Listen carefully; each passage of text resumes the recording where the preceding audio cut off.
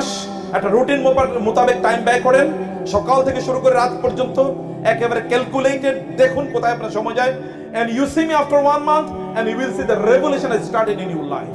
Focus করুন, target নেন, প্রতি সপ্তাহের জন্য টার্গেট নেন এবং মাপুন, মেজারিং করুন আপনার নিজকে, যে বেঞ্চমার্কিং করুন যে আপনি কোথায় যাচ্ছেন, কতটুকু আপনি আগাচ্ছেন, আপনি পিছাচ্ছেন নাকি আগাচ্ছেন, এটা আপনাকে দেখা দরকার। প্রোডাক্টিভিটি বাড়াতে হবে। আমি মোটিভেশন স্পিকারদের প্রোডাক্টিভিটির কথা বলছি না, আমি বলছি জেনুইনলি আপনার প্রোডাক্টিভিটি কোথায় আপনার সময়টা যায়, কোথায় কাটান আপনার সময়টা, সেটা আপনাকে দেখতে হবে। এটা আমাদের বড় একটা প্রবলেম, টাইম ম্যানেজমেন্ট আমাদের নাই, যে আপনি টাইম কিভাবে কাটাবেন। আপনি বলুন তো আপনার সকাল থেকে কি করেন আপনি, আপনার when you start your day। এটা বড় প্রবলেম যুবকদের। আল্লাহ সুবহানাহু ওয়া তাআলা রাত দিয়েছেন কি জন্য বলেন তো? ঘুমানোর জন্য। আর দিন দিয়েছেন কি কারণে? আমরা ঘুমাই কখন?